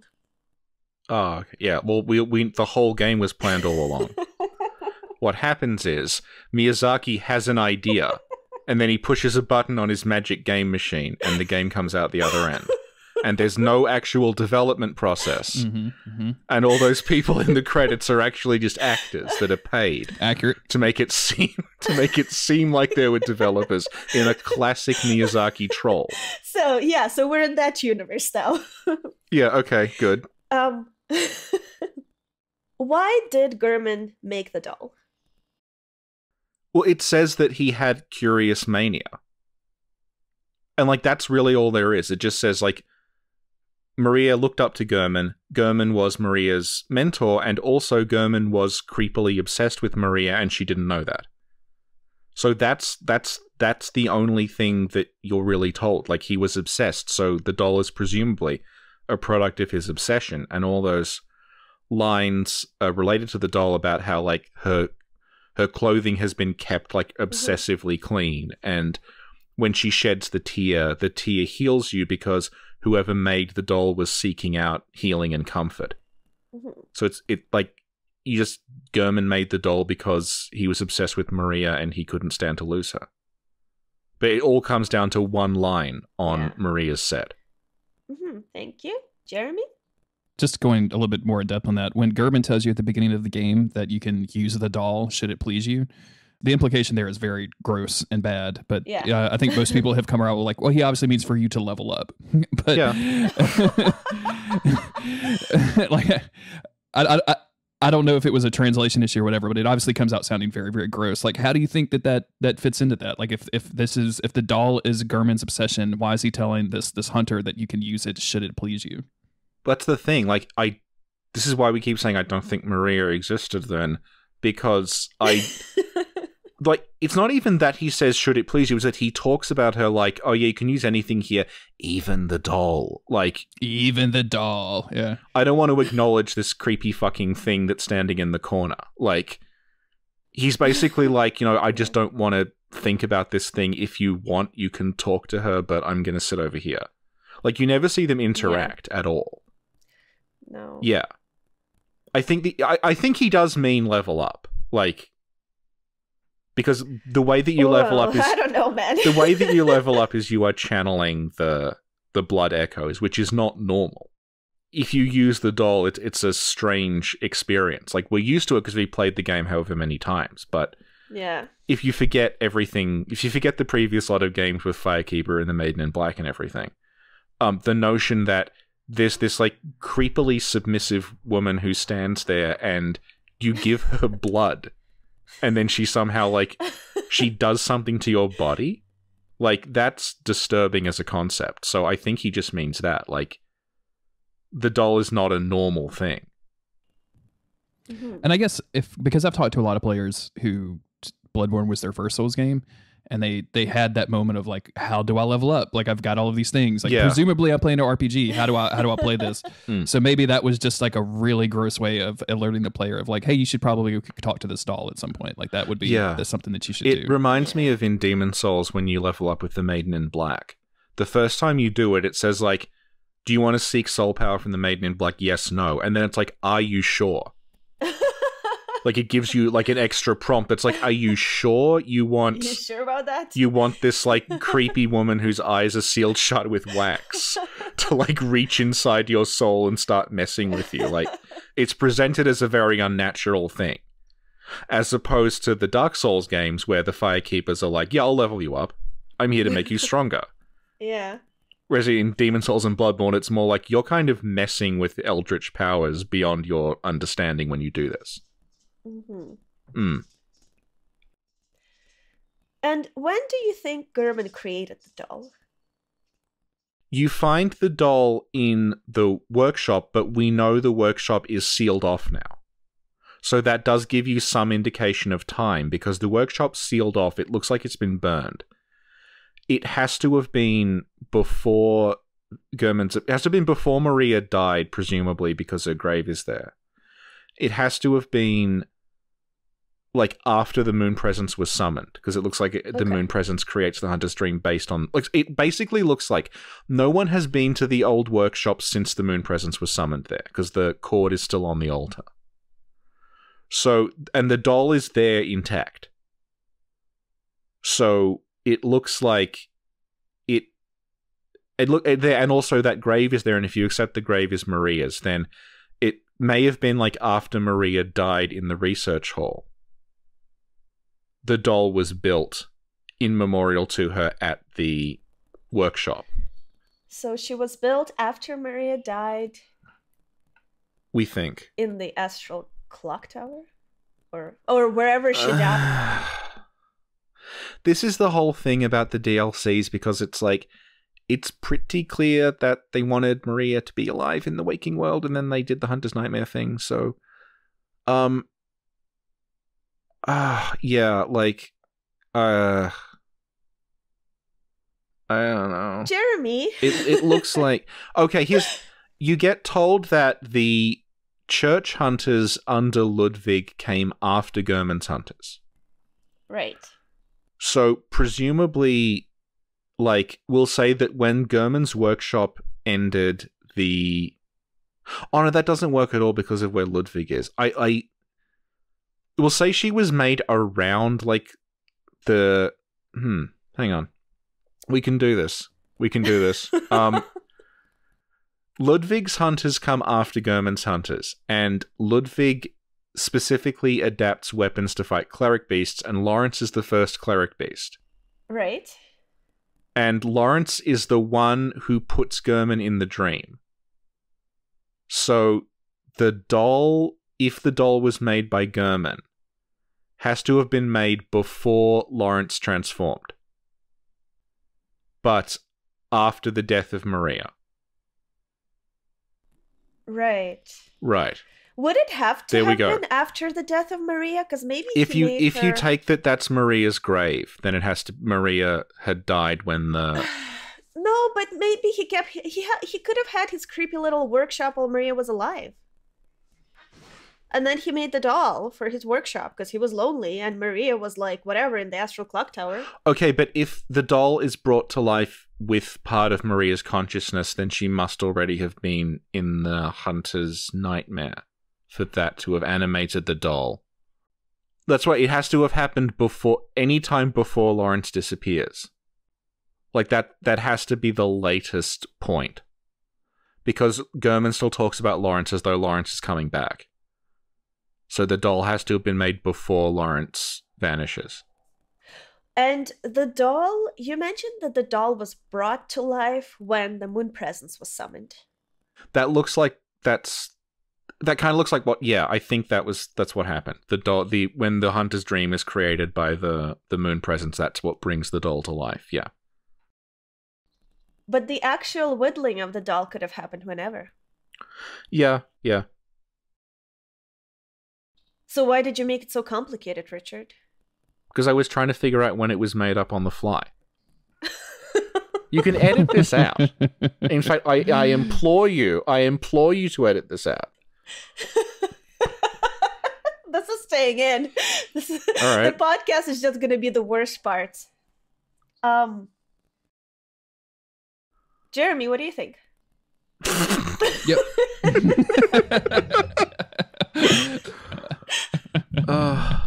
I'd like to point out that Sin said after we finish talking to Jeremy, there's other stuff to discuss. What? Wait, what? You said that, like, yeah, you said we're talking to Jeremy, and then after that I've got some other stuff to talk about. So Yeah.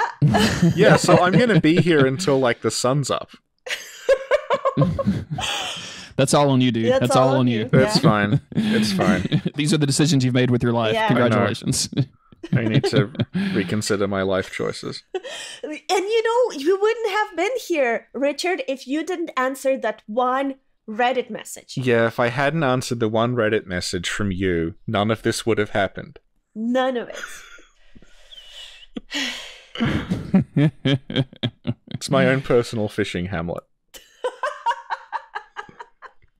I have a hard time tracking down all of the timeline stuff with Bloodborne. Like I haven't really internalized it. Like it gets kind of confusing. Especially because I don't think the timeline actually makes very much sense. Also that, yeah.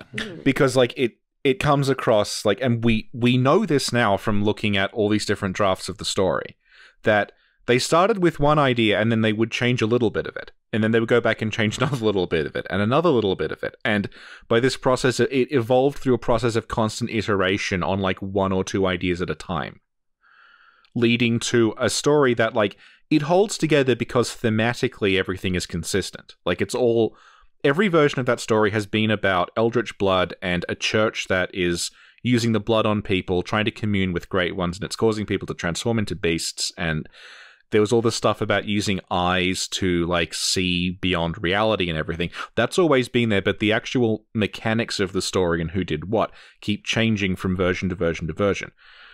So the timeline itself is kind of a mess because you can tell that like this part's been there since the beginning and then this part was added later on, but it contradicts this part over here. And like I brought this up with you when I was on Don't Give Up Skeleton, but like you're a comic book guy and you know that like this happens to long-running series of anything. That inevitably things like you start getting contradictions and things that don't quite fit because that story has been iterated on over and over and over again. And like Bloodborne's development process looks like that, basically. It's why I'm glad we're not. I'm glad we're not getting like a Dark Souls 4 or 5 or 6. Oh, we will because though. like I mean, like at a certain point, they're going to be going back and, X-Men has done this a lot of times. Like, oh, there was a team of X-Men before the original 5. Yeah. And they got eaten by a sentient island because that's a good story to tell. Like, 100% true, y'all. Like that's a thing that happened. And I have a feeling like the canon starts eating itself at a certain point, right? Like you just start getting it starts being it's not worth it at that point. Just make new stuff. It's okay. Yeah, like a good example is that. It looked like in the very first version of Bloodborne that we've got access to, you come to Yharnam with your friend whose name is Lawrence, and you very explicitly come to Yharnam because you're both from the same city, and that city has a plague, and you've come to Yharnam to get cured for it. And then after you wake up from being cured from the plague, Lawrence is gone, and he looks like he would have left you a note saying, "Seek the blood of a sage to end the hunt." And over this process of constant iteration, that part was cut out, but in doing so, they left out why you came to Yharnam in the first place. Like, that's completely missing from the base game, and no one understood why. The Seek Pale Blood to transcend the hunt note looks like it is a relic of that story, and it would have been left for you by Lawrence. But, of course, having cut all the stuff out, like, they left sort of dangling bits in there that don't make any sense anymore. Like, it's been, like, Ship of Theseus into a completely different story over a... Yeah. Am I naive for thinking that this is this problem comes up with From Software games more than other games? Or am I just not paying attention to cut content from other games as much as I do with From Software games? It's not like... I think it's more that the story they're telling in Bloodborne is extremely complicated and everything is interconnected. So if you remove, like... It's like a Jenga tower. Like, if you remove one bit, other bits start becoming unstable. It's not like it's this completely linear story and you can, like, find replace. Gotcha. Yeah, like, you start, like that's true, and, like, it's true in the Souls games as well, that there's just, like, bits and pieces lying around that, if you look at them closely, don't quite match up anymore. And that's because of the kind of as game development happens and as problems like arise, they have to drastically remix what they're. And the thing is, this is true of everything, but it's coming up a lot discussing the Souls games because they are like discussing this sort of opaque, strange narrative is like a cottage industry on YouTube in a way that discussing like I know Mega Man or something probably isn't. Come on, you don't want to start a don't give up Mega Man? Oh no, I know. Like with... there is a lot of Mega Man lore out there. Like but yeah.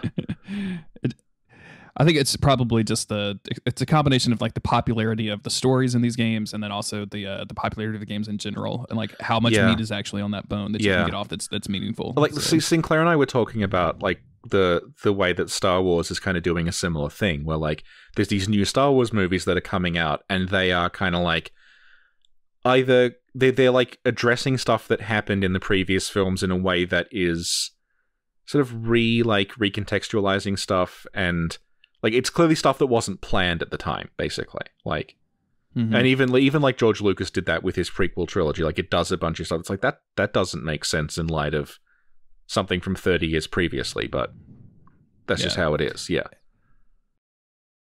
Have you seen the new Avengers movie?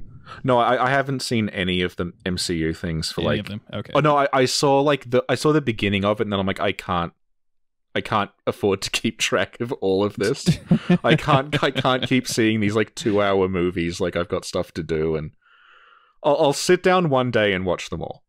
I like the MCU a whole lot. Like I think that all of those movies are astonishingly good for what they are. Like if you had told me when I was 11 or 12 years old that we would get an Avengers movie that I would be way into, I'd be like, you're lying. Like, exactly. No way they could ever make that work. Yeah, I remember when Justice League came out, and it's like a movie with Batman, Superman, and Wonder Woman just lost out to fucking Guardians of the Galaxy. Yeah, which is something that like even 5 years earlier would have seemed absurd because like no one knew who those characters were. Who the fuck is Star-Lord? Yeah, exactly. I only knew who these characters were because I read Dragon magazine, and that had like supplements for the Marvel card game in it. So I would like flip through that. Oh yeah, I recognize these characters. So this is a comic book podcast now. Yep. We changed. Sorry, I haven't seen any of these things, but I know the stories from hanging around comic book people. I've like absorbed by osmosis. So I kind of already know what happens in Infinity War without having seen it. I'm not going to spoil nobody Infinity spoil War. anything. Yeah, don't worry. Yeah.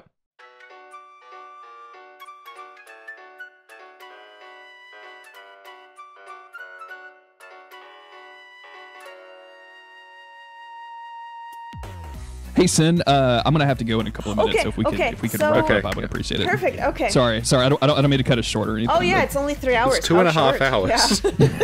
Yeah. I don't mean to cut us long or anything, but I got to get the fuck out of here. I was like, this has been long enough.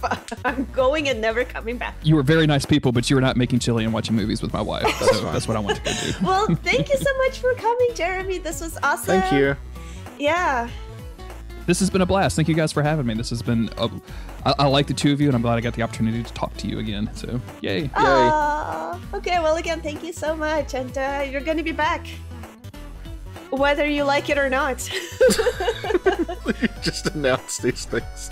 Absolutely. Yeah, I'll volunteer. I'll volunteer for another. This was what, 27 minutes? I can do a 27-minute podcast anytime. Yeah. All right. Well, thanks so much, you guys. This was awesome. Really appreciate it. And don't forget to send me your recordings. I won't. Not a problem. Bye-bye. Okay. Bye-bye.